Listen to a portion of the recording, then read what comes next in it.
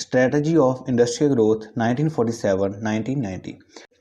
तो आज हम बात करेंगे इंडस्ट्रीज़ ग्रोथ के बारे में, कैसे इंडस्ट्रीज़ हमारी ग्रो हो रही हैं, कैसे इंडस्ट्रीज लास्ट से लेके मीन्स 1947 से लेके अब तक कैसे इंडस्ट्री को में ग्रो है, कैसे इंडस्ट्रीज जो है हमारी इंक्रीज हुई, इकॉनमी हमारी ग्रो हो रही है, तो उसके बारे में डिटेल में बात करते हैं। तो इससे पहले हमने क्या पढ़ा था कि एग्रीकल्चर में कैसे ग्रो हुआ, कैसे एग्रेरियन रिफॉर्म्स जो आए और उन्होंने एग्रीकल्चर को सडन इंक्रीज कर दिया। अब हम इंडस्ट्रीज़ में देखेंगे कैसे उनमें इंक्रीज़ हुआ, कैसे जो स्मॉल स्केल इंडस्ट्रीज़ है वो हमारे इंडिया में हमारी इकॉनमी में इंक्रीज़ हो रही हैं, उसके बारे में डिटेल में बात करते हैं।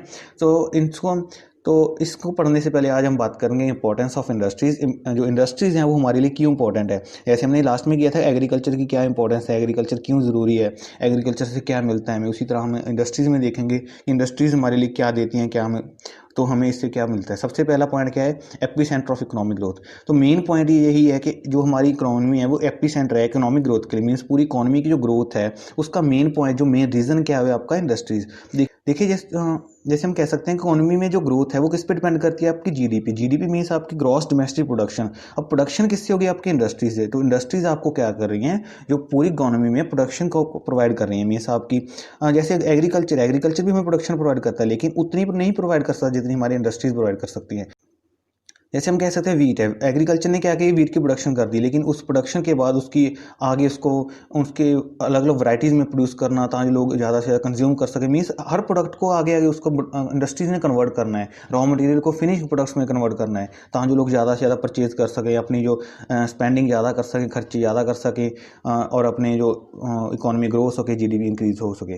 तो AP centre of economic growth means जो इंडस्ट्रीज है एक एपी सेंटर है इकोनॉमिक ग्रोथ के लिए। यहाँ पे हम लिख सकते हैं कि जीडीपी हमारी इंक्रीज हो रही है, वैराइटीज हमें मिल सकती हैं, एंड इनकम इलास्टिसिटी और डिमांड। और एक और बात, जो एग्रीकल्चर की इनकम इलास्टिसिटी डिमांड होती है वो क्या होती है, कम होती है as compare to the industries.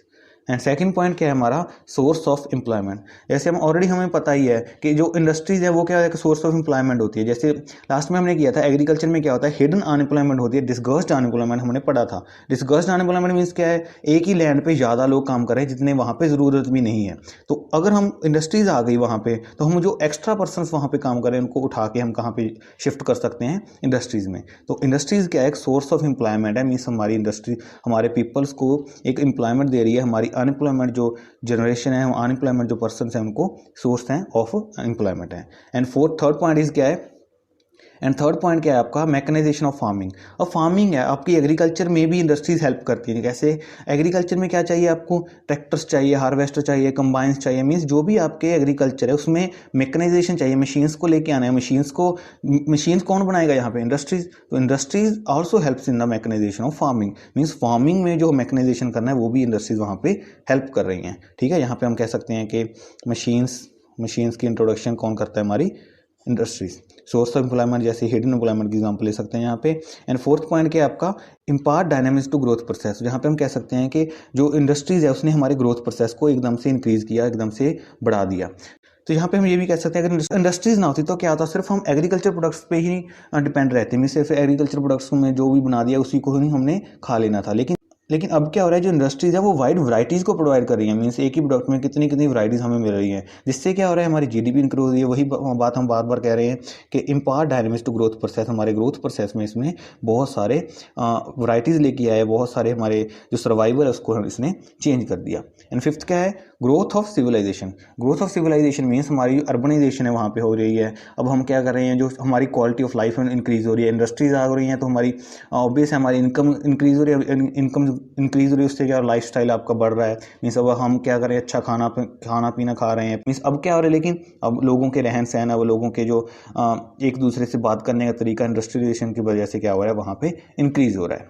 Fifth point क्या है, infrastructure growth. Infrastructure growth means क्या है, इंफ्रास्ट्रक्चर में हम क्या पढ़ते हैं, जैसे कि हमारी जो इंफ्रास्ट्रक्चर है मीन्स हमारी इकोनॉमी का बैंकिंग सिस्टम हो गया, ट्रांसपोर्टेशन हो गया, रोड्स हो गए, कुछ भी है जो हमारा कम्युनिकेशन हो गया, वो क्या हो गया, इंफ्रास्ट्रक्चर। लेकिन इंडस्ट्रीज क्या करती है, इंफ्रास्ट्रक्चर ग्रोथ में भी हेल्प करती हैं। कैसे, तो यहाँ पर हम कह सकते हैं किसी पर्टिकुलर एरिया में एक इंडस्ट्री फिक्स कर दी, एक इंडस्ट्री नई इंडस्ट्री लग चुकी है। अगर वहाँ पे इंडस्ट्री लगी तो वहाँ से क्या होगा, मीन्स वहाँ पे क्या होंगे, रोड्स बन जाएंगे, क्योंकि इंडस्ट्रीज में जो ट्रांसपोर्टेशन है वो चाहिए, और ट्रांसपोर्टेशन आ जाएगी। दूसरा बैंकिंग सिस्टम, बैंकिंग आ जाएगी वहाँ, अगर बैंकिंग वहाँ पे आ गई इंडस्ट्रीज के लिए तो मीन्स वहाँ के लोगों को भी वहाँ पे हेल्प होगी। तो इंडस्ट्री से क्या होगा, हमारा इंफ्रास्ट्रक्चर ऑटोमेटिक इंक्रीज होने लग जाता है। एंड 7 पॉइंट क्या है, इंडस्ट्रियलाइजेशन साइन का नन ऑफ ग्रोथ।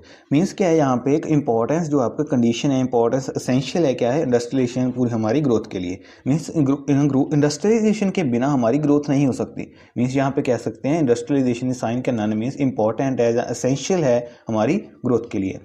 तो यहाँ पे हम ये भी कह सकते हैं कि किसी भी कंट्री की ग्रोथ किस पे डिपेंड करती है, वहाँ के इंडस्ट्रियलाइजेशन, जितना वहाँ पे इंडस्ट्रियलाइजेशन होगा उतनी वहाँ की ग्रोथ होगी। ऐसे हम एग्जांपल लेते हैं, यूएस हो गया, कनाडा हो गया, चाइना हो गया, इन देशों में क्या है, इन देशों में इंडस्ट्रीज है, इसलिए तो ये कंट्री ज़्यादा डेवलप कह सकते हैं। Industries play the most important role in the growth of the economy. And let's take overview for this. Epicentre of economic growth means economic growth एक एपीसेंटर है, मींस एक मेन जो केंद्र है हमारा, जीडीपी इंक्रीज करता है, वाइड वैरायटी प्रोवाइड करता है, एंड इनकम इलास्टिसिटी डिमांड जो एग्रीकल्चर के वो क्या होती है एज कम्पेयर टू इंडस्ट्रीज कम होती है। सोर्स ऑफ एम्प्लॉयमेंट, हमें एम्प्लॉयमेंट प्रोवाइड कर रहा है। मैकेनाइजेशन, फार्मिंग में हमारे मशीन्स को इंट्रोड्यूस कर रहा है। इम्पार्ट डायमेंस टू ग्रोथ प्रोसेस में डायनेमिक्स को इंक्रीज कर रहा है। ग्रोथ ऑफ सिविलाइजेशन में हमारा मीन्स हमारा लाइफ स्टाइल क्या हो रहा है, वहाँ पे इंक्रीज हो रहा है। इंफ्रास्ट्रक्चर ग्रोथ, हमारी जो इंफ्रास्ट्रक्चर ग्रोथ हो रही है बैंकिंग में या कम्युनिकेशन में, किसी में भी। इंडस्ट्रियलाइजेशन साइन का नन ऑफ ग्रोथ मीन्स हमारी जो इंडस्ट्रियलाइजेशन है वो एक एसेंशियल कंडीशन है हमारी इकोनॉमी की ग्रोथ के लिए।